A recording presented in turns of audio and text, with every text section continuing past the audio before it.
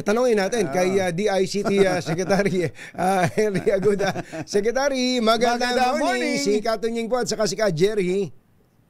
Magandang good morning, Ka Jerry, Ka Tunying. Nagulat ba kayo doon sa intro namin kanina? May babae daw si Secretary. Alam nyo, tuwing ini-interview nyo ako, puro babae yung nai-involved. Wala. Yung araw na to, meron din akong i-greet na babae. Sige nga. Birthday po ng bunso ko, si Stevie. Si Stevie. Si Stevie. Kaya happy birthday po doon sa aking bunso, si Stevie. Ilan taon na? 3. 3 years old. Bunso. Si bunso. Pandemic baby. Pandemic baby pala ito si Stevie. Angelic pa. Happy birthday, Stevie. Ang binabanggit kong babae ni Secretary Henry Aguda ay hindi isang involved sa illicit affair. Ayan. Hindi po. Kundi isang undersecretary sa DICT na siyang itinuturo ngayon. Ay, teka muna. Ngayon lang ako nakarinig ng babaeng under. Oo nga, medyo iba yata. Iba yata ito. Nalilito na yung nakikinig sa atin. Okay, meron ba kayong talagang undersecretary Christine Desagon? Christine Faye Desagon? Opo. Nakoy, maraming salamat po itinawagan niyo ako. Ako'y hindi nagpapa-interview dyan sa mga intriga na yan, kundi sa mga totoong journalist po. Maganda't malilinaw ko sa mga taong bayan ngayon kung ano yung katotohanan. Huwag natin paniwalaan yung mga fake news. Meron po tayong Undersecretary and Chief of Staff, si Yusek Christine Desagon. Siya po'y galing sa private sector. Bago po ako umupo dito, nakatrabaho ko po siya sa isang private sector. Abogado po yan. Okay. At saka may masters in military yan. Nako, magaling bumaril to siguro. Magaling bumaril yan. At siya po ay aking pinakiusapan. Natulungan ako dito sa departamento noong Marso. Bago po yan nag-private sector, nagsilbi po rin siya sa Philippine Competition Commission. Kaya yung konektadong Pinoy na pinasa namin, isa po yan sa mga naging project niya nung nasa Philippine Competition Commission pa siya. Opo. So, kumbaga, ang background pala nito ay hindi basta-basta. Opo. Ay, hindi po. At saka, kung pwede kong idagdag po, hi din po sa asawa niya. Ang asawa po niya ay si Admiral Ike Desagon. Hindi po siya masyadong na pagpaparinig, pero kasi kung meron po tayong West Philippine Sea, si Admiral Desagon po ang nagproprotekta ng ating northern borders. Siya po, yung nakabantay dun sa norte. Ay po yan, kariretiro lang po yan 2 weeks ago. At siya rin po ang in charge ng modernization ng Navy. Yung mag-asawa na yan, nako, ang paglilingkod ng mag-asawa na yan sa bayan ay hindi mo matatawaran. Ang yan, dinedicate na nila yung buhay nila sa pagsisilbi sa bayan. Tapos ngayon, siya po ay inaakusahan na insertion queen sa DICT. Siya po ang itinuturo na kapag kaya daw po nagkaroon ng insertion, dahil sa kanya, pagka daw wala kayo. Ay, nako. So, ito po, ipapaliwanag natin mabuti, kabaliktaran po yan. At ako'y nagsasabi na tahasang paninira yan. Kasi, yan po si Yusek, madami pong pagbabago na na-implement kami. Ngayon yung usapin ng insertion. Nung 2025 budget po, tapos na yan nung dumating kami. Dinatnan na lang po namin yan. Hindi naman niya pwedeng magkaroon ng insertion retroactively. So, wala po siyang kinalaman, wala po rin kaming kinalaman. Nung nakuha namin yung budget, alam na natin may NEP, yung National Expenditure Program. So, sinuri po namin yan. Nung nakita namin, merong amendment or insertion na sumatotal mga 3.3 billion. Malaki rin pala. Malaki rin. Pero wala pong kinalaman kami dyan dahil dinatnan nyo na nga, sabi nyo. Namin yan So, hindi na namin tinanong kung yung 3.3, flood control yan, Secretary?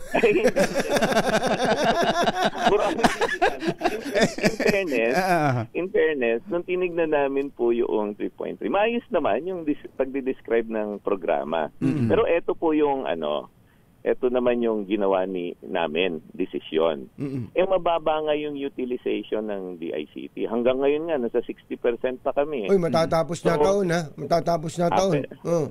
Pero hahabulin po namin yan. Yung mga malalaking project po may award na in the next coming week. Kaya naman ngayon lang ma-award kasi masusi kami dun sa compliance. Yes, wala po dun sa dagdag na amendment or insertion na kami ginamit ni piso. Wala po. Actually, ako po ay may confidential fund. Makikita po nila, wala rin po kaming ginamit yan.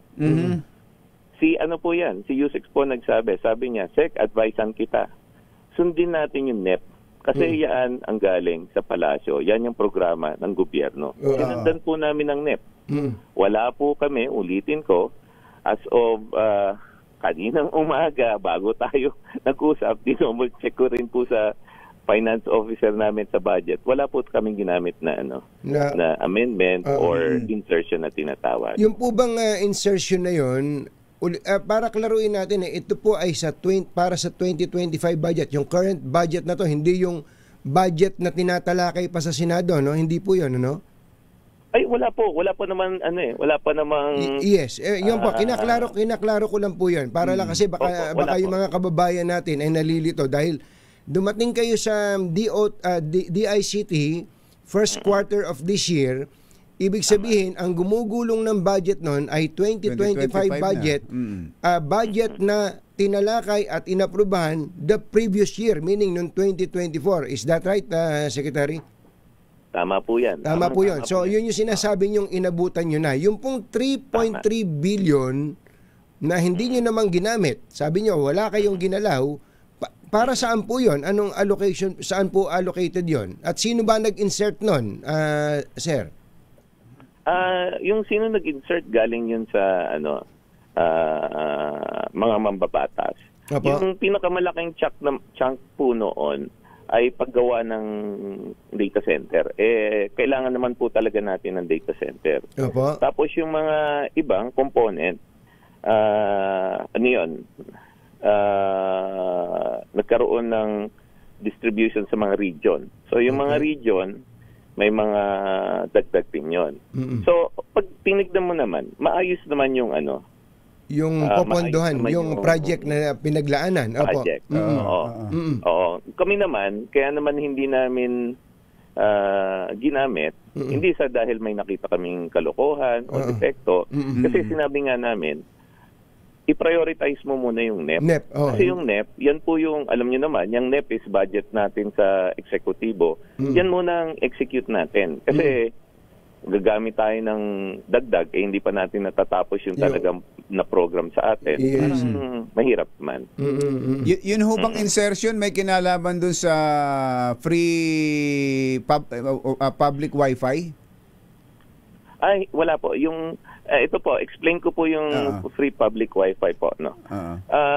Yung free public wifi po, may isa rin pong pondong pinagkukunan yan. Ang tinatawag yung Spectrum Users Fee. Yung Spectrum Users Fee, ito po yung kinukolekta ni NTC sa mga telco. Okay. At ang intention po ng paggamit ng Spectrum User Fee para po dun sa free internet for public places na free wifi. So, dyan po, nakakakuha ng pondo. Ano yung mga malalaking proyekto na pinuna dyan? Yung Bayanihan SIM para sa mga gida. Tapos yung pinangako po natin na yung DepEd magiging 100% connected na. Yung dalawa pong yon galing yung po sa SUF. Pero hindi kailangan hindi napondohan ng galing sa insertion itong project na ito na binabanggit nyo, Bayanihan, tsaka yung... hindi po. Hindi po. Galing po yan sa Special User Fund po. Na pag ginamit nyo po naman ng Special User Fund, may dalawang batas na specific dyan. Specific, binabanggit yung internet in public places. Yung funding. Magkano to ang total budget doon, Sec? Yung fund po, kinukolekta over several years, ang huling accounting dun sa fund na yan, may mga 22 billion pa eh. Malaki. 22 billion Malaki pala yun, na nasa treasury ngayon. Opo, pero alam niyo po, hindi ko may 22 billion, kukuha lang kami ng kukuha. Kami, sinisigurado namin, pagka may project na kailangan pondohan ng SUF, dapat po ma-execute namin. Ang problema nga, di ba, sa gobyerno, meron po kami tinatawag na budget utilization rate. Pag kumuha ka ng pondo at hindi mo ginamit ng within 80% or 90%, mape-penalize po kami. Kaya ako, disiplinado po ako dyan. Pagka mababa yung utilization ng kahit na anong organization sa amin, ang lagi ko sinasabi, bago ka kumuha ng budget, siguraduhin mo may implement mo. Nagagamit. So sa pagtatapos yes, tama. Sa taon na to, mga ilang percent ang magiging utilization ninyo rate? Pag lumabas na yung mga malalaking awards po, na makikita nyo naman sa website namin, tina-target po namin above 90%. Wow, ayos. Oo, kasi yan ang problema ng ibang mga government agencies, DOTR, DPWH, ang utilization rate ay napakababa. Kaya nga, naalala mo, kumbachero, yung paborito mong principal, si Senator Cynthia Villar dati. Principal. Sabi niya, hingi ng pera. Hindi niya naman ginagastos. Totoo nga naman. Parang ganun. Pero dapat sa tamang pagkagastos. Ngayon, masyado pong matindi tong aligasyon na to. Ito, kung saan-saan na nga dinala tong si Undersecretary Disagon Sinabing malapit daw si Disagon kay John Dumantay. Si John Dumantay ay malapit naman kay Sanwes. Si Sanwes ay malapit kay Saldico. Para bang, kapitbahay ka nung pisang buo nung nanay nung kaklasiko parang gano'n ang thing. Masyado na pong malayo yung kinalawit na to. Ang tanong, bakit ito ginagawa kay Yusek Disagon at sino ang may gawa nito? Tapatin nyo na po kami. Yung bakit po, mamili po tayo. Yung pong nawalan ng kita dun sa mga dating overpriced na ngayon tama-tama na yung presyo. Diba? Yun pong mga, alam nyo po si Yusek Disagon po yan, parang militar yan. Pag sinabi namin at nag-commit kami, magagawa ngayon yan, dapat magawa ngayon yan. Ibang klase yung pagka sa kumpanya, yan ang magaling na COO. Ako po di ba, makikita nyo po ako, minsan, part of our job talaga is to do industry development. Umiikot po ako. Kaya po ako nakakaikot doon kasi siya naman, pinapatakbo niya yung day-to-day. And sa pagpapatakbo po ng day-to-day, hindi mo talaga may iwasan, may makakaaway ka. Yung second din is, sabi nyo nga, parang 6 degrees to Kevin Bacon Kinukonek na lang kung saan. Sa akin po, ang pakiusap ko lang po, wag naman po dun sa tao at nagtatrabaho po yan ng maayos. Itong mga banat na ito ay dahil may mga nasagasaan kayo sa paglilinis dyan sa loob ng DICT. Ay, eto nga po yung sabi sa akin nung misis ko. Bakit nga ba nung simula ka nagpunta dyan, ang dami mo ng kaaway? May kaaway ka na sa illegal gambling. May kaaway ka na sa human trafficking. May kaaway ka pa sa lahat na po. Naging kaaway mo rin si Facebook. For a time. Kaibigan na kami. Magkaibigan na kami ni Boss Mark. Dati po may love-hate kami, pero ngayon love na huli kami. Nakikipag-ugnayan na siya sa amin. Si Yusek Almirol, dati binababag din kayo nun. Kumusta na ba kayo ngayon? Ay, maayos naman siya. Ay, kahapon lang magkasama kami. Ay, kamakailang araw, nandun po kami sa budget. Nagtutulungan po kami para masigurado na yung eGov Super App ay magamit talaga ng lahat ng taong bayan. Tama. So, yung pong allegation na mistulang de facto secretary si Yusek Disagon, ano pong response niyo doon? Ay, hindi naman po. Ang sa each organization, may kanya-kanyang roles po. Ako pa rin po ang secretary. Baga nga, the buck stops with me.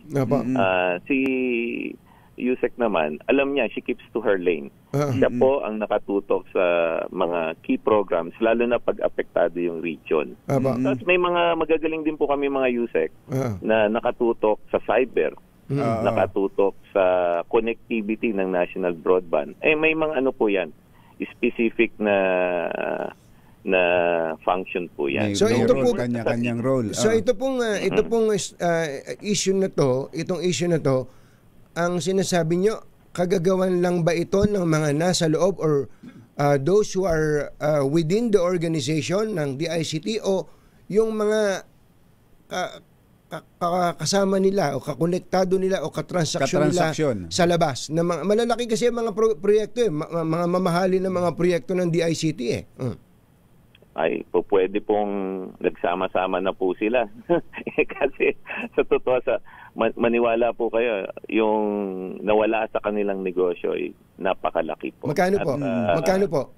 Ay, ganito na lang ang ang system, no?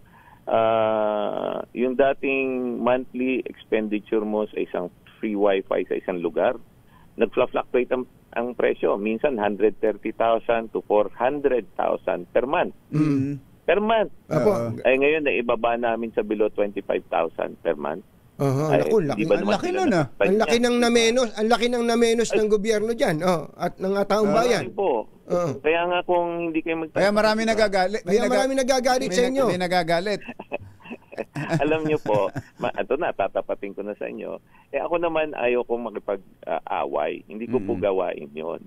At saka pangalawa, move forward po ko. Tinitignan ko po kung ano yung pwedeng magagawa ngayon and bukas. Pero wala po akong magagawa kapag yung internal audit group namin may mga findings.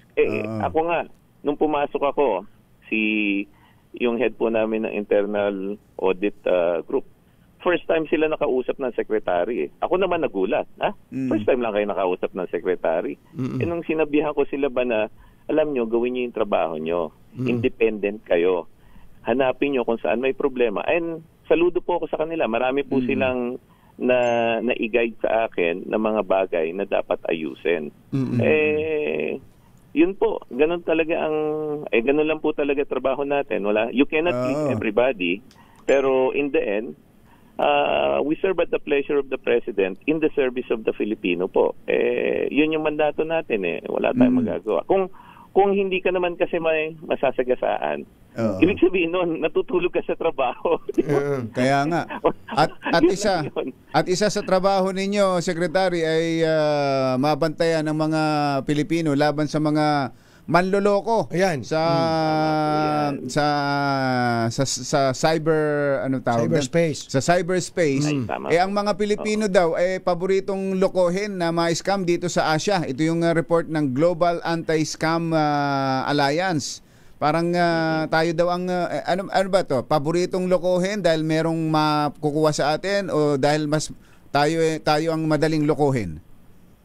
Hindi, dati po kasi talaga may mga security measures tayo na hindi in place. Yung paggamit ng 2G, 3G, kung ikaw po yung kriminal, nakita mo isang bahay, bukas na yung pinto, pupunta ka ba naman doon sa sarado? Yung 2G and 3G, bukas na bukas yung pinto. So, since natanggal po yan, nabawasan naman po. Yun ang maraming panloloko sa 2G, 3G. Tama po, kasi madaling ma-hack yun. Okay. Nabanggit niyo po yung Westeng at saka yung STL. Tama po kayo. Nahin na sila. Pero ito yung babala ko dun sa mga STL. Never ko po in-expect na mangre-raid ako ng mga STL. Pero 3 months ago, nang raid po kami ng STL. Kasi kapag gumamit sila ng online gaming, matratrack na namin po kayo. Online gambling ng STL na illegal na gumamit sila ng payment platform na online, ay matratrack po natin sila. Kaya, ganun ba? Pero ang mag-o-online. Ang STL ay legal, pero hindi sila pwedeng mag-online. Meron pong STL kasi na napasuna yung lisensya. Okay. Hindi nagbabay. And or may kasalanan, pinutol ni PAGCOR. Pag sila nag-operate at gumamit sila ng electronic payment, mahuhuli po namin sila. Ayun. PCSO tong STL, PCSO. Ay, PCSO pala. Sorry, pasensya po. Yes, Baka singilin tayo ng pagkor. Sa report nitong GASA, 75% pa rin daw ng scamming ay through text. Ay, nako. Kaya nga, ang susunod na tatanggalin natin, yung OTP. Yung OTP po nanggagaling sa text. So, si Smart po, nagsimula na rin tanggalin ng OTP. Ang mangyayari ngayon, pag meron kang transaction online, imbes na OTP ang kukunin mo, meron ka ng embedded security sa cellphone nila. So far po, si Smart pa lang ang nag-implement, rino-roll out nila. Mas maganda, telco, susunod na rin po. Mas maganda ba yung facial authentication? Sa akin, yung facial kasi ngayon may mga deepfake na eh. Ganun. Deepfake na. Kaya ako, ina-encourage ko yung retinal scan. Retinal scan. Mas maganda yun. Kasi kapag ka natutulog ka, tinapat ng misis mo yung cellphone, mabubuksan din eh. Pero kung ididilat ka ng misis, magigising ka. Retinal scan. Yun po pinaka-safe ngayon. Dapat lang gising ka. Dapat. Yun ang problema. Alam mo, sa bank transaction, online banking, di ba? OTP pa rin ang gamit ng marami sa atin, pero meron na ngang meron na rin yung facial authentication. Pero maganda mata retinal, iris. Maganda nga yung retinal. Yung meron isa, yung Google Authenticator, yung may mga number na lalabas na gano'n. Safe ba 'yon, Sec? Maganda po yun. Yung mga tinatawag natin na dual factor authentication. Yes. Yung tipong, ang maganda pong ginagamit yun. Pero depende po kasi sa purpose. Kapag halimbawa, nagbayad ka sa isang lugar, tapos gusto nilang i-verify na ikaw yon, usually OTP pinadadala kasi mas mabilis. Ngayon, yung next year, sana, tinutulak ko yung mga telco, next year, dapat wala ka ng OTP. Yung cellphone na nila ang mag-authenticate. Hindi na dapat yung dati sinisisi natin yung consumer. Yung consumer, kasalanan mo. Yung nahack ka na. Yung video, yung huli, di ba? Pagsususpechahan. Kinlink mo yung link. Gano'n, sabi. Ikaw may kasalanan, sabi niya. Oo.